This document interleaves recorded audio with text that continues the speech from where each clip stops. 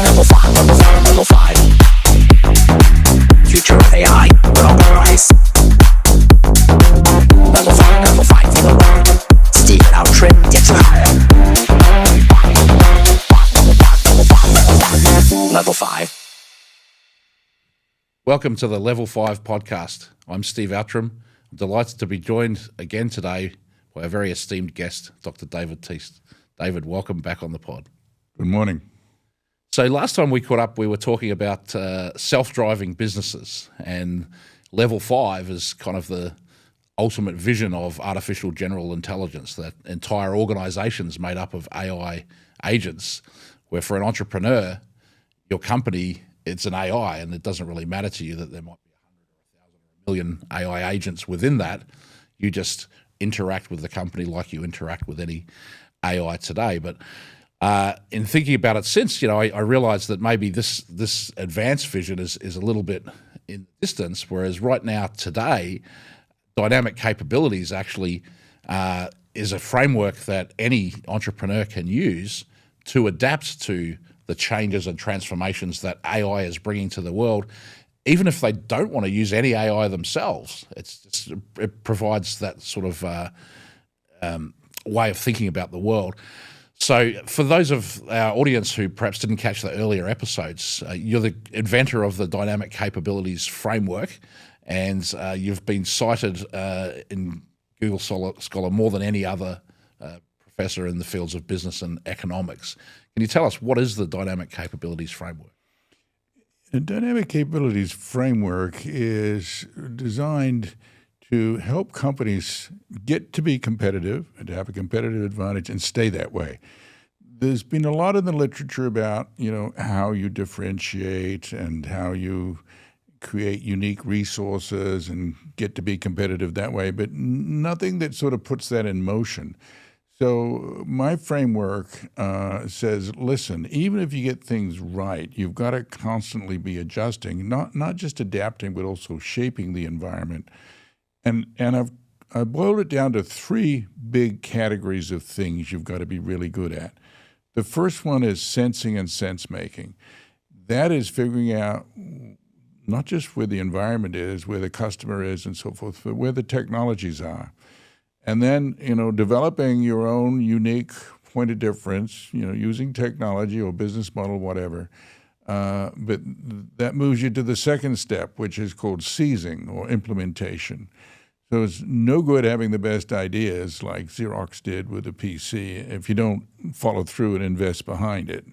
So implementation is a critical part as well, and getting that right, implementing the right technologies at the right time.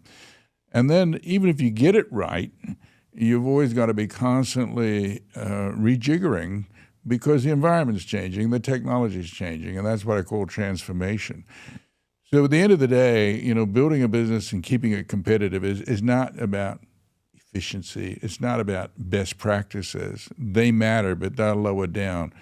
What you have to have is this ability to constantly assess the environment and the customer and the technologies, not only sense it, but make sense of it, because you can all look at the same data and the same things and make dumb decisions about what's really going on, right? So sense, seize, and transform is really the set of high-level routines, if you will, that enable a company to be competitive and stay that way. Right. So sense, seize, and transform.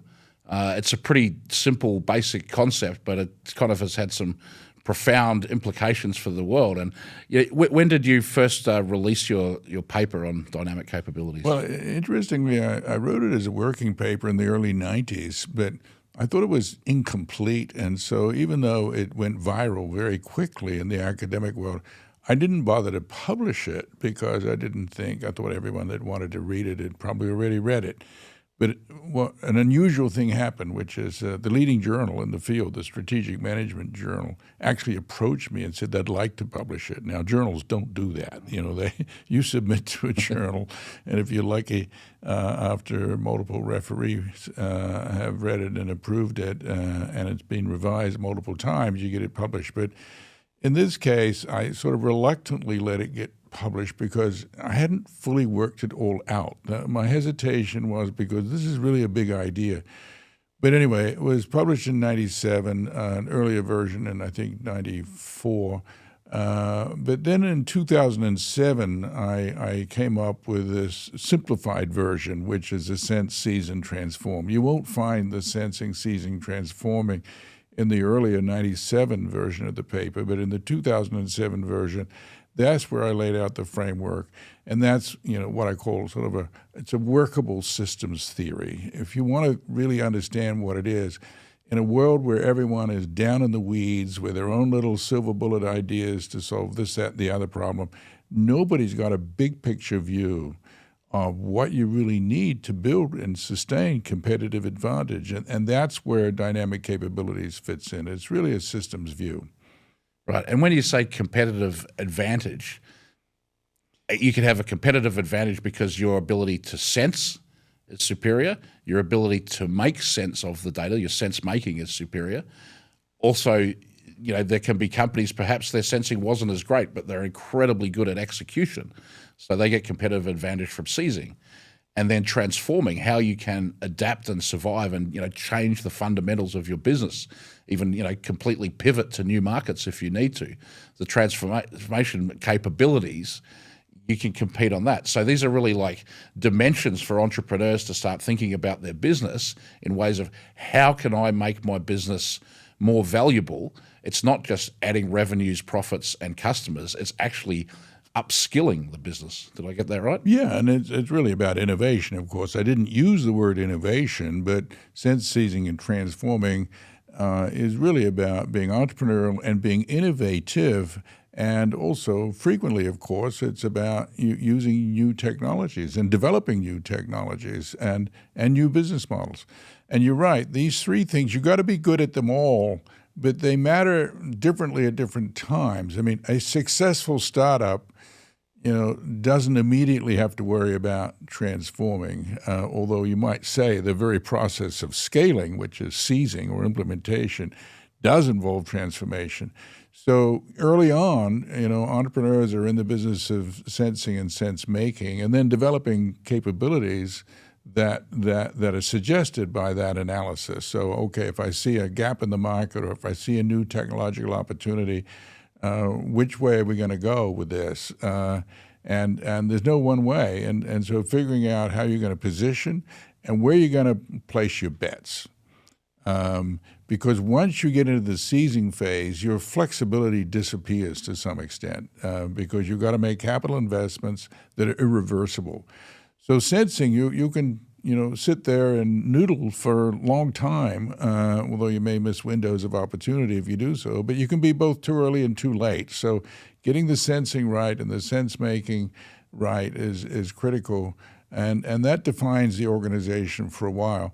But then when you start to build and implement, that's when you have less flexibility and where the cost of change gets high. So the cost of change is low early on, but as you evolve and as you make commitments, the cost of change goes up. So people say, why is it that big companies have trouble changing? Well, it's because they've got big commitments from the past. And recognizing the need to change and being willing to change, and this, if your physical capital is really, or your intellectual capital is really already depreciated, it's already gone. So you should let bygones be bygones and move on to the new world. Right. Well, there's a lot to unpack there. Maybe I'll start with that it took from 1997, well, actually the early 90s that you began, really formulating this idea as a paper and circulating it. 1997, the original publication, and then on top of that, another 10 years to simplify this, already kind of simple idea in a way. I think the genius of it is in its simplicity, but to break that down into these simple 3 words, sense, seize, and transform, was another 10 years of intellectual development. And I think there's an interesting lesson in that for everyone. People always tout Apple as the example of how fantastic simplicity can be in a user interface, but I think few people realize how difficult it really is to make things simple. Yes, and in my case, I'm trying to connect it to the literature and social science. I mean, let me compare myself with Peter Drucker. Peter Drucker was not really an academic, but he's a brilliant guy who came up with a lot of great ideas in business, and he would do it by essentially looking at the world and abstracting from it. But it was very hard to build on what Peter did because you didn't really know the origin of the ideas. It sort of just came out of his head, so to speak. But in the case of dynamic capabilities, if you know the intellectual canvas of ideas and economics and business and entrepreneurship, you can sort of trace it back, and that helps you actually modify it. You know, I'm not saying it's a meta framework. Everybody has to, you know, put their own meaning into some of these terms, and every situation is different. So the application of a framework does require skill in and of itself. It's not a model, it's a framework. It tells you what's important to focus on and what's not important. I mean, you go back to Steve Jobs. I mean, really the brilliance of Steve Jobs when he came back to Apple was not what he did, it's what he didn't do. There was like 100 different R&D projects going on at Apple, and he cut them all and got it down to, okay, it's the iPod, the iPhone, and the iPad that may follow, and focused the company. So having a framework for thinking about things is very, very important. When it comes to sensing, you think it's important to cast the net very wide, or is it important to really drill into the details? I think it's important to do both. Some people can get so overwhelmed by the details that they can't see the forest for the trees. And so that's where sense-making comes in. You know, we can all look at data. I mean, AI is a classic case right now. There's so much going on, and there's a lot to observe. But how do you make sense of it? That requires a cognitive map and a deep understanding of how things are likely to evolve. So these things are easy to say, sensing and sense-making, but they're actually very hard to do. But they are the right things to do. So the brilliance of the framework, if I can use that term, is, as you say, is it's at the end of the day, it's a simplicity behind it, and it's really a model of learning or a framework for learning. So it's not surprising that the military, they don't use the term dynamic capabilities, but Colonel Boyd created a program for training pilots to fight in the Korean War, and it was, you know, something like, you know, observe, orient, act. You know, Observe, orient, decide, act. Yeah, OODA loop. OODA loop. There you go. And when you think about it, that's kind of a parallel idea to dynamic capabilities. And you know, it changed the performance of the U.S. Air Force in the Korean War dramatically once that had been implemented. So, while it's simple, it's the implementation of it. You know, requires practice and thought and collective effort as well as you know, wise decision making. Well, I think in, you know, sense, seize, and transform, you've really kind of distilled the essence of entrepreneurship into 3 words. And you know, what an entrepreneur does is they see an opportunity that others didn't. They see something that needs to exist that isn't there now, either to solve a problem, or you know, to capitalize on something that they've seen, to seize that opportunity. So then that's the next step of the entrepreneur. Is it's not enough to just that I've seen that this is there, and you know, you could easily get bogged down by doing too much sensing and like, oh, I don't need to act, I just need to get all the data. Well, no, successful entrepreneurs, they act, but they don't act blind. You know, they get the data and they act, and then they don't just assume that whatever worked for them in the past will always work for them in the future. I think that's what differentiates entrepreneurs from large corporations and gives entrepreneurs the ability to compete with large corporations, is that they can transform more rapidly because they don't have that kind of bureaucratic inertia. Yeah. And in fact, you know, the lean startup model is really a special case of dynamic capabilities because it's always about, you know, let's see what's going on in the environment, let's start. If in doubt, do, and then pivot, learn and pivot. And this sort of routine of learning through experimentation is, very, very instructive. But at the same time, the way you do it for software and the way you do it if you're building the Dreamliner is completely different. You can't pivot if you're halfway through the Dreamliner project. So we have to take the situation into account. So, an entrepreneurial Boeing, or as you know, during the Second World War, there was a so-called skunk works where Lockheed and others behind the wall was developing new generations of fighters. And a lot of that was sort of experimental work. And back in those days, the amount of capital you needed to complete an airplane was a lot less than it is today. So you could pivot, you could trash things, start all over again pretty easily. But with very large aircraft and very highly complex aircraft today, you do have to spend more time up front thinking about the sensing and sense making, because once you commit, you kind of got to follow through. You've raised this example of Lockheed Martin and their infamous Skunk Works research laboratory, where they basically put together a team of the best and the brightest, and they could operate in secret, and they didn't have the regular rules applying to them, and they were able to come up with incredible innovations like the SR-71 Blackbird, the F-117 Nighthawk stealth fighter, the B-2 bomber, I believe, came out of this program. But do you think within that is kind of the answer for larger organizations, if they want to improve their own dynamic capabilities, is to have this kind of elite internal team that does it where the rules don't quite apply to them, that can think outside the box? Well, many companies have, in fact, tried the Skunk Works, and I think it worked in some cases, but not in all.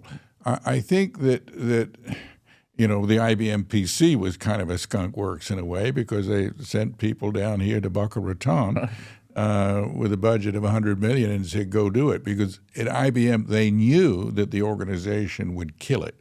The bureaucracy of their own organization would kill a project like the PC, or at least slow it down. So I think the idea of some amount of separation is important when you have a culture that is, and a structure that's rigid. But if you have a flexible culture, and you don't have, you have not a flexible culture. So if you have a strong innovation culture and a flexible structure, then you don't need to spin these things out. You should be able to do them as part of the normal course of business. So I think the whole spin-out idea and the Skunk Works idea is partly a function of who the company is. So your paper, written in the early 90s, published 1997, like that sort of has coincided with the growth of the internet, and certainly that's what I've seen in my lifetime and my career. Incredible transformation of the entire world economy, and dynamic capabilities is a great lens to look back on that time, and you can see the companies that were extremely strong in ordinary capabilities that just aren't around today because they weren't able to make the transformation. The market shifted away from them. And so this dynamic capabilities was an incredibly powerful idea, because the companies that, whether they knew it or not, were embracing that idea were the ones that were able to adapt and survive. No, that is correct. And of course, it's not just technology that requires change, it's also geopolitics. So if you remember, sort of by the 90s, we had a stable system of global governance, and the way ahead, the way to success was to outsource stuff to China, build it cheaper, build it faster, keep inventories low. You could make money based on, playing efficiencies down to the last penny. Much like Henry Ford building the Model T Ford, efficiencies down to the last penny. That's great in a stable environment. But along comes the internet, and now along comes, AI, and you got geopolitical turmoil. Then pursuit of efficiency will often stand in the way of innovation. So in the environment we're in today, and have been in for a long time, innovation has to trump efficiency. I'm not saying efficiency and optimization doesn't matter. It does, but it's second order. And I think most of the textbooks, certainly the textbooks in economics, are all about, building competitive advantage by being efficient, low cost, and so forth. Whereas the primary emphasis has to be innovation, not just innovation coming out of the R&D lab, but innovation coupled together from wherever in the world you can find the ideas, but then constantly adapting and changing and shaping the environment at the same time. You know, when you've got a platform, you can actually shape the business environment and shape markets. We economists have this notion that sort of markets are something that come down from heaven and they're got fixed boundaries to them and so forth, and that in the beginning there were always markets. But no, companies create markets, entrepreneurs create markets, and also it's not only governments that shape markets, technology shape markets, and so do businesses. Yeah, I've heard this called blue ocean strategy, that you go where there's absolutely nobody around. Or also, I think Peter Thiel talks about this in his book, 0 to 1, that, you know, one day there were 0 Facebooks in the world and suddenly there was one of them. And you want to be that one. But for an entrepreneur looking at this current modern environment where AI is transforming the world and the competitive playing field, it seems to me that there's a very easy integration that any entrepreneur can take with dynamic capabilities. When it comes to sensing, you can use AI to improve, you know, the information that's coming in, right? Absolutely. I think that's one of the ability to aggregate information and also organize that information for you so that you can make sense of it. I think there's still a place for the human element here. But there's no question that collecting information, you know, on the edges of the ecosystem as well as from the middle of it is important. So finding ways for that information to come together so it can be interpreted by humans assisted by machines is critical.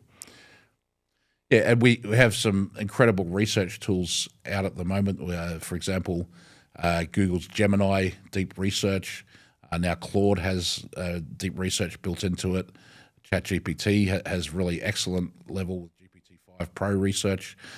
Perplexity have their own research, all kinds of AI agents coming up. So the ability to research your competitors, research your market, and find out about your customers. You know, if you've got a lead and you're going to a new opportunity, you can do a deep dive on that company and what their pain points are very easily. It all comes down to prompts. Is there anything that's for someone who is trying to prompt an AI to help sense, you know, gather more information for their business on the sensing side? What sort of information do you think they should be looking for as like a first place to start with? Well, I like to talk about unseen competitors.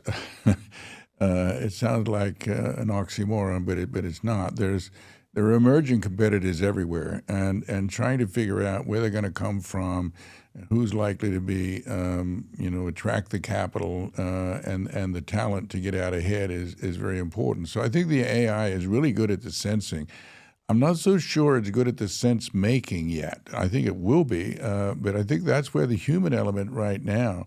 Once you've got all this information, and it's so easy to bring together and it's organized for you, then you can start to see patterns, and the AI can assist you in seeing patterns. But at the end of the day, you've got to make some kind of a judgment based on things that are in the data and things that are not in the data.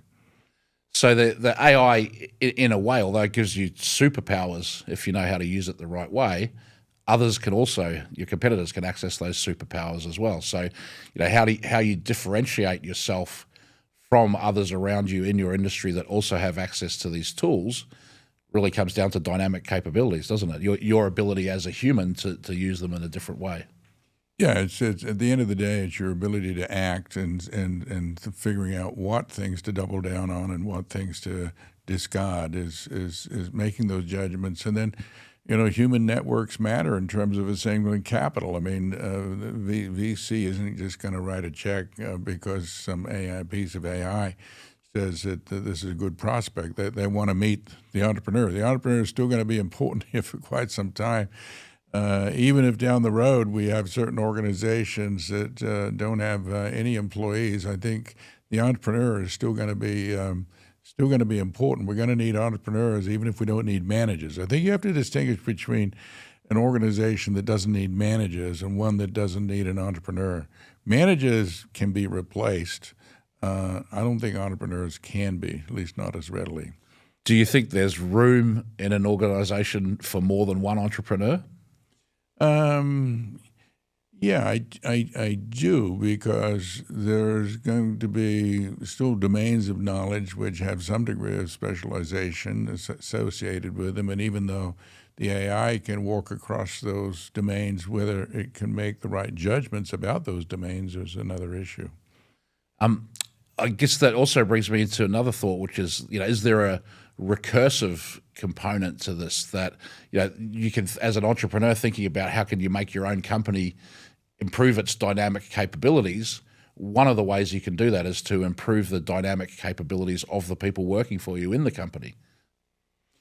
Yes, so that leads to a different set of issues. I've written extensively on dynamic capabilities of organizations, but I do believe that there's some character traits which are consistent with dynamic capabilities. I mean, some people just are never going to be able to live with uncertainty. And if you can't live with uncertainty, then you're never going to be able to build dynamic capabilities. If you need everything buttoned up all the time, you're never going to be an entrepreneur, and you're never going to have strong dynamic capabilities. So I think there's an individual analog here that you both have to be able to sense and make sense of things, and then you have to be able to act. And some people just don't have that ability to act or to take a risk. Impetus. Pardon me? Impetus. Yeah, right. You need impetus, but you also need to embrace ambiguity and uncertainty. If you can't do that, if you always want the right answer, you always want to be confident, and you don't want to ever make a mistake, you will never do anything, because there's always mistakes to be made. The question is not how you're going to make a mistake. The question is, can you learn from it, and can you move on quickly? Yeah, how quickly can you make the mistake, and how quickly can you realize that you made it and change? Exactly, and be willing to accept that you made it, and you learn from it, and be gracious about it too, because you may have taken some other people's money in there, and you lost your own money, your own time, your own effort, but maybe you've lost other people's money too. So failure is an important part of learning, but at least we can be gracious about it. Yeah, and I think it's important that you do actually learn from it, because it's possible to fail and not learn from it. Absolutely. But I certainly, for myself, I've learned a huge amount from failures and mistakes. And as an entrepreneur, I really think what has helped me to be successful has been being able to make decisions quickly, move rapidly, and also cut losses and realize that it is a mistake and we're going down the wrong path and go in radical directions. And it's often very difficult to do that because there's cultural pressure internally within the organization, from people around you in your life who've heard you tell the stories about what you're doing, from customers, from the media if you're in that zone. At the same time, though, like I guess if we to look at nature as a metaphor for how can you adapt and survive and grow, it seems to me that the organisms that have limited capability to sense what's going on, if something's going on in their environment, it could be a threat to them, they're probably not going to survive. They'll get weeded out by evolution. And then if they can't correctly seize the prey in front of them, if they're a predator, or seize the flower to pollinate, or whatever it is, they need to act. They need to act. And then also, the most successful organisms over time in nature are the ones that have evolved and adapted. But in nature, we have this concept of DNA. The combination between two organisms leads to something new. And how does that kind of fit into dynamic capabilities? Does it only apply to one company, or can two different companies with dynamic capabilities come together and produce a third? Yeah, I think there's more flexibility in organizations than there is in nature, although with genetic engineering over time that may change. But I like to think about dynamic capabilities as certainly an evolutionary base to it, but it's evolution with design and with redesign too. And there are many useful analogies from biology. I mean, efficiency, if you're a deer, and you might think of efficiency as can I ingest the most amount of beautiful green grass per hour? But if you have your head down eating all the time, you're going to get shot by somebody. Right. I mean, and the history of business is a history of many corporations where that metaphor turned out to be reality for them. Exactly. So you have to be alert. I mean, a smart animal is one whose head is always turning, and they're very aware of their environment. They're sensing all the time, and then they're seizing when there's an opportunity. They'll go for it. And transforming, which is learning. It's not clear, a mother tiger, a lion may teach its cubs, and over time, the cubs get to learn. But there seems to be more constraints on an animal's rate of learning than maybe we humans, because we've got now AI to assist us. So I think that's one point of difference. The law of the jungle is only the strong survive, but that's actually not really true in a jungle, is it? That there are plenty of organisms there that aren't the strongest, and yet they survive. Yeah, no, it's not a matter of strength. I mean, if you're a leech, you can survive not by being strong, but by finding a good host. Right. Is there something in that for entrepreneurs to think about? Should they look to shed leeches? Yes. Well, I mean, shed leeches, I think is definitely I see that, but I was thinking more, for a strategy for me that has worked out very well in business has been partnership and alliance. And when I was starting out with Sausage Software, the internet was new. I was able to go do a deal with HP, Hewlett Packard, who were a much bigger deal in the tech world in those days than they are today. They're still a big company, but back then they were a real thought leader. And they wanted to get involved in the internet, and they didn't really have much they could do. So bundling an internet product, a CD-ROM with their printers was kind of an easy deal for them to do. Didn't cost them very much money at all, but for us gave us that blue chip brand halo around our brand from just a partnership deal. So is that something that you think is useful for entrepreneurs to look at who can you latch onto and who's stronger, that maybe instead of fighting against the stronger ones, you want to see if you can ally yourself with them? Oh, absolutely. I mean, finding relationships and partnerships, both to bring talent into the company, but also to partner with those that have useful complements, or with customers too, for that matter. This is a critical part of business today. It always has been a critical part.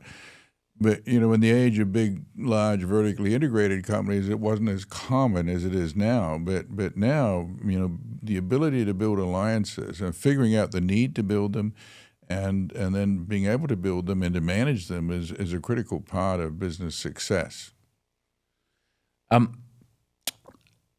Let's talk about now these dynamic capabilities. As an entrepreneur, building them into your organization can make your organization better and you a better entrepreneur. As an AI agent, it seems to me that AI agents actually need dynamic capabilities as well. They need to sense and they need to seize. Sensing in the they have one job and they need to get the information about what can they do their job or not. And also seizing, and that's their job to go operate it.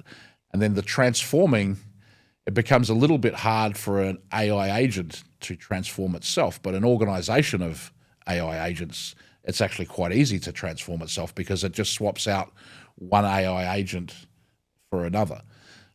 So I think, can you see that the dynamic capabilities framework can apply beyond organizations or businesses to actually new types of intelligence that maybe we haven't even dreamed of yet today? Well, yeah, I think that AI agents can adapt. The question is, can they be entrepreneurial and shape the environment and shape the organization? Well, not so clear on that part, but certainly on the adaptation side. And adaptation is an important part of entrepreneurship, but it's not the only part. So I can see, yes, immediately there is a contribution that can be made, but whether it replaces that human entrepreneurial element, well, I think that's going to take quite a while. Yeah, look, I don't know that even replacing is necessarily the goal. I think augment is a great goal, certainly for now. But so you could have as an entrepreneur, you can have a company with no AI at all and still be benefiting from dynamic capabilities. You can also have AI agents with dynamic capabilities. You can have a self-driving business in the future made up of AI agents, each having their own dynamic capabilities as an agent, but then that business itself has its own dynamic capabilities. And that set of capabilities is kind of like the definition of the value of the business. What about then the next step, that let's say we have two different organizations, both with dynamic capabilities, but by teaming up and combining, it creates kind of like a new meta organization that has even greater dynamic capabilities than the sum of the individual parts. Well, I think you're onto a very important point there, which is the ability of different AI agents to work together. And I think that is not getting the attention that perhaps it should when people think about AI. I mean, think about a construction project. You know, you've got plumbing, you've got electrical, you've got foundational, you got cement. You know, you got all of these different parts of a complex project. You know, AI can, and right now, you know, humans are the ones that coordinate all of those different elements. But I see AI agents in the future being able to do that, if not at the present. I don't know exactly where things are. So this coordination role is something that AI can do by itself. And of course, that's a good deal of the grunt work that humans have to go through now, and certainly in managing large projects and also in managing organizations. So this brings us close to this whole question I know you're interested in, which is the brain of the organization. Where is it? And you know, early writers about organization saw coordination as sort of being the key element of what an organization is about. And I do think that AI is going to be a tremendous assist with coordination. But by the way, I don't think coordination is all that a business organization is about. You know, sensing, seizing, transforming is really the essence of what you need for long-term competitive advantage. Coordination is necessary in the underlying infrastructure, particularly with respect to the seizing part and getting things done. Coordination is very much necessary. But I think its dynamic capabilities takes an organization beyond coordination. Yeah, so from the the point of view of applying dynamic capabilities to your organization using AI, on the seizing side, that would be more about automating parts of your business. That would be really how you could use AI to improve your seizing would be what you mentioned before, efficiency, but just basically getting the job done, and the more mechanical things, which computers are very good at, but in the past where everything had to be perfect for the computer to work perfectly, now it can be imperfect and the computer can still be made to work pretty well most of the time. Where does culture fit into this? Well, organizational culture fits in as well as external culture. Let me deal with them one at a time.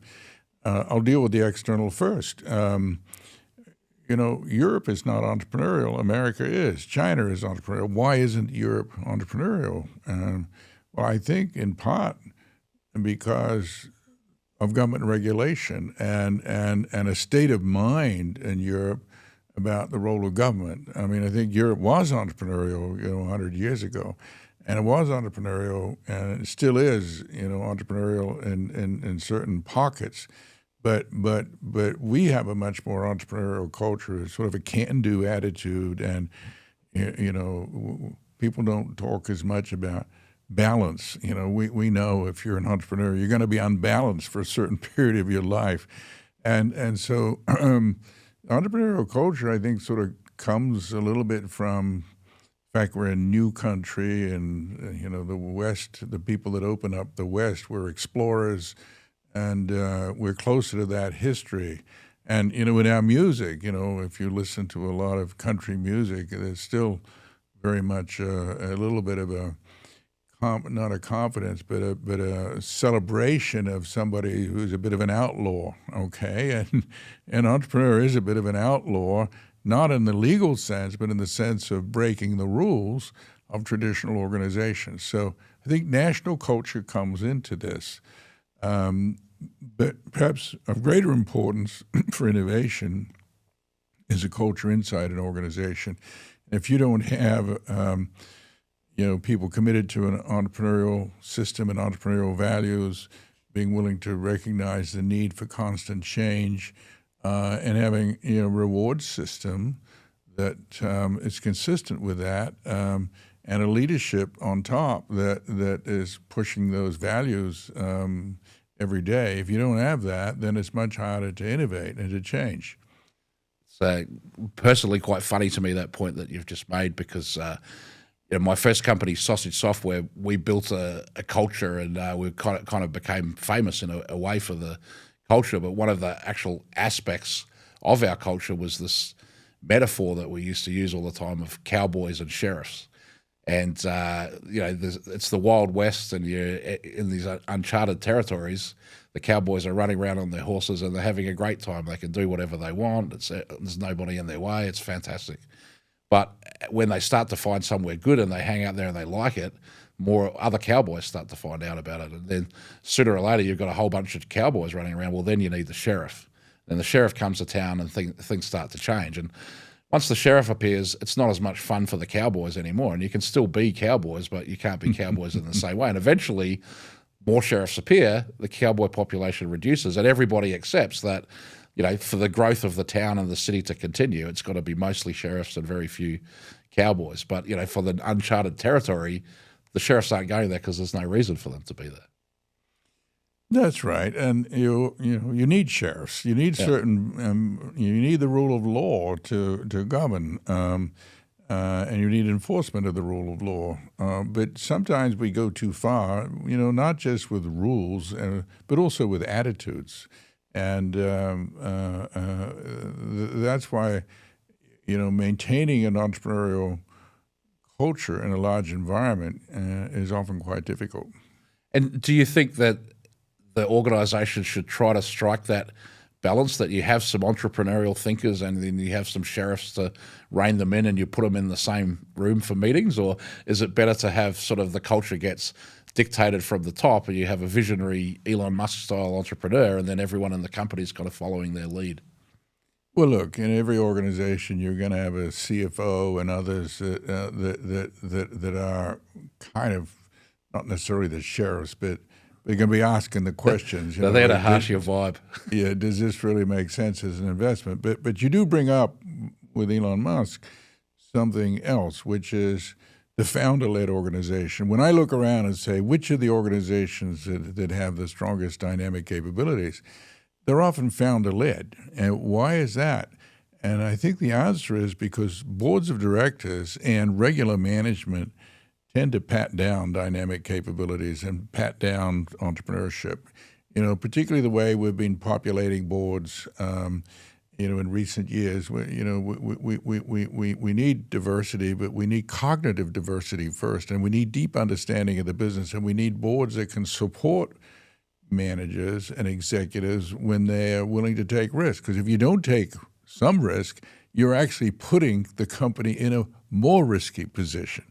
So the board of directors that says no, no, no all the time to CapEx or R&D programs or what have you will be part of a process of driving that company out of business. So you need entrepreneurial leadership team supported by a board that's bringing good judgment to this. Not every entrepreneurial idea is a good one, but you can't say no to everything. And if you don't have some way to keep innovation alive, you're eventually going to go out of business. Look, from my own experience, I really can relate to how valuable and important it is to have a strong board, but also the other side of it, how the board can be a nightmare for an entrepreneur. And most of the difficult battles that I've had in my time with boards were actually about transformation. That as the entrepreneur, I could see where the business needed to go, and this is it. It has to do this. And the board, who their job is to represent investors who have come in and backed me and my vision, but it's actually not necessarily their job to back my vision. Their job is, to be responsible stewards of this money that the investors have put in. And so that kind of leads to this dilemma for a board of they're averse to risk and they don't want change, and yet transformation is required for an organisation to have dynamic capabilities. Any advice for entrepreneurs to navigate those kind of I think you have to pick your board members carefully. I think in the past I didn't pick them carefully enough because I just assumed that people were smart and would sort of figure things out. But sometimes, other people don't understand really the businesses as it is, and when they don't, particularly with a large organization, not easy. You bring in somebody from a different walk of life. Yeah, there's some unique perspective they have, but if you don't understand the business, it's really hard to be a good board member. So if I'm ever invited onto a board, I make sure, I like to make sure that I understand the business somewhat, and I'm in listening mode more than I am in talking mode until I do understand the business. Would you advise any entrepreneur to seek out a board, or do you think that only applies once a company reaches a certain size? Well, the laws of the land require you to have a board if you're incorporated, but it doesn't require you to have a big board, and it doesn't require you to have frequent board meetings. But the minute you bring in other people's money, and, you need a board and you need to follow proper governance. In the United States, I think we were infected by Enron and Sarbanes-Oxley, which put enormous emphasis on accountability of financial statements and all of this stuff, which is really not the essence of what makes a great corporation. And so we've got boards that are worried about the wrong things, prioritize the wrong things. Strategy is the most important thing. Strategy and innovation is what just about every company, the board members need to be alert to that, make sure the company is innovating and changing and adapting to the new environment. But you're not going to get that from an accountant. And people with financial background, I think, too well represented on most boards. And so they tend to focus on efficiency and driving out costs and things like that, and finding really imaginative people that really understand the need, not just imaginative people, but wise board members that really understand the need to constantly change and invest for the long run. That's what we need.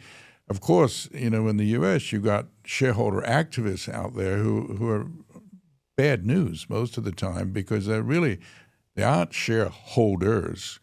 They're traders. They're people that got a short-run orientation. So I don't think they deserve the term shareholder. A shareholder to me is someone who's going to hold for several years. But the traders from Wall Street have, got too much representation on their boards, and they too influential, and they tend to cause focus on the short run and using stock buybacks and so forth as a way to pump up the share price rather than investing in R&D and making the kinds of commitments you need for long-term success. How would you advise an entrepreneur to find people to be on their board that are good at strategy? Well, I don't think it's necessarily calling up the local strategy professor at the local university. I think it's people with the experience. I mean, strategy is not sort of a set of crisply defined rules. Strategic management is really about understanding how organizations create and capture value. And good strategy will focus on not on financial planning, but on trying to figure out what are the hard problems that this organization has to solve in order to succeed. And a little bit of textbook knowledge is good, but not too much. I would say people with experience in business and who can dig in and understand the situation the company's in, and the customers and the technologies and the competitors, and be supportive of management, and also not always supportive, but figure out when you got to change management too, because it turns out it's like a CEO that's good for a turnaround is not necessarily a good growth CEO. And someone who's good at the early phases may not be able to scale. Now, of course, in Silicon Valley with Steve Jobs and with Elon Musk, these guys have proven that they know how to scale. Although Steve Jobs, admitted that he learned a lot when he was thrown out, and he learned a lot, and he came back to Apple as a different guy. So there's a complex set of skills, and it's rare that you find someone who can do all that's necessary to take a company from 0 to 10 or 20 billion, but some can. So perhaps entrepreneurs should think about their board as part of the dynamic capabilities of their organization. And I think that's great advice to look at, what are the really big challenging problems that we're trying to solve here, and then find other people who have also faced those problems and been successful in solving them. And, do you think in general in your life experience that, people that are very good at solving a particular unique and difficult problem, those people generally like to share their expertise rather than hoard it to themselves, right? Yeah, I think so. And it's not just about solving problems. It's and I think your question reflected this. It's also about finding the problem, figuring out what are the things we should focus on, what are the important things. You look at most board presentations, and it's a lot of pro forma stuff, and the real issues are often buried somewhere and don't get onto the agenda of the board. So having board members that can really understand what the dilemmas are that the company is facing, or if they're not facing, will soon face, and getting everybody focused on managing those dilemmas, or at least addressing those dilemmas, that's an important role for a board member. Let's talk about transforming, and I guess we were talking about culture before, but it seems to me that if an organization wants to transform to seize an opportunity that it has sensed, that most of that comes down to corporate culture and getting individual humans to change, because humans generally are pretty resistant to change. Well, and sometimes you may need new people too. It may be, even if you got an entrepreneurial culture, change often requires a different set of skills. So you got to reskill, upskill people that are there and bring in new folks. I mean, you see this with Apple right now as it struggles to sort of stay up on AI. It's taking a lot of people from its autonomous vehicle activities and repurposing them, but does it have enough of the right people? I don't know the answer to that, but it is important to have people with the right capabilities. The automobile industry's got mechanical engineers, but for the future, they need more software engineers. And the skill set of that General Motors and Ford has, is it ideal for the future? No, I don't think it is. And that's why Tesla can leap ahead of them. Speaking of the automotive industry, we were talking about self-driving businesses in our last podcast episode, and looking at the self-driving car as possibly that's the direction business could go. Something that occurred to me since is that you can have multiple self-driving cars. Like, let's say that you buy a Tesla, it's going to be your daily driver, but when you're not driving it, it's a robo-taxi and it's out there making money for you. It becomes an asset. Maybe you get a fleet of these things and you've got 4 Tesla robo-taxis in your garage making money for you whenever they're booked. You've got your own little Uber fleet. But because these cars are autonomous, they can be used in new ways. Like 4 cars could be combined together to make a truck. And you've got all of that storage and carrying capacity of those 4 vehicles that can be deployed to move loads around. So combining the assets of businesses in new ways together is a great thing for AI and a great thing for dynamic capabilities. Going further with if you have entire organizations of these automated components, then they can start to combine some of their components together. Like when I order Uber Eats, it comes up and says, would you like the driver to pick up a bottle of wine with the food? And suddenly all these different businesses are being combined, including combinations from multiple companies suddenly working together in a hybrid way. And do you see dynamic capabilities in the future going from beyond what one organization can do to entire ecosystems of organizations sharing their capabilities with each other? Well, let me back up a little bit to pick up on something you said earlier on before I address your main question there. And that is this whole idea of coordination and combining things. I mean, when some people think about what AI does, it's about, taking tasks and automating them.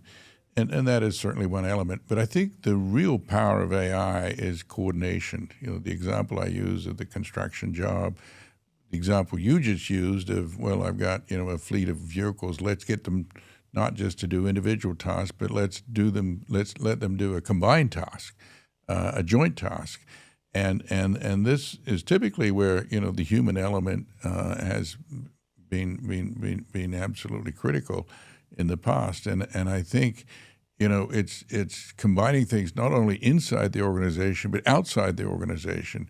That this complex coordination is, I think, the big lift that AI is going to provide. And so the question then arises as to, well, how does this tie in with dynamic capabilities? Well, it certainly ties in with seizing. I mean, there's a lot of complex coordination that goes on with seizing and with transformation, which is you're rejiggering it all over again, and you're bringing in new elements from the inside and the outside and so forth. So I think, if you will, for me, AI is sort of the infrastructure is going to be the key part of the infrastructure of the organization, which will assist with dynamic capability, will assist with particularly execution and seizing or implementation, whatever you want to call it.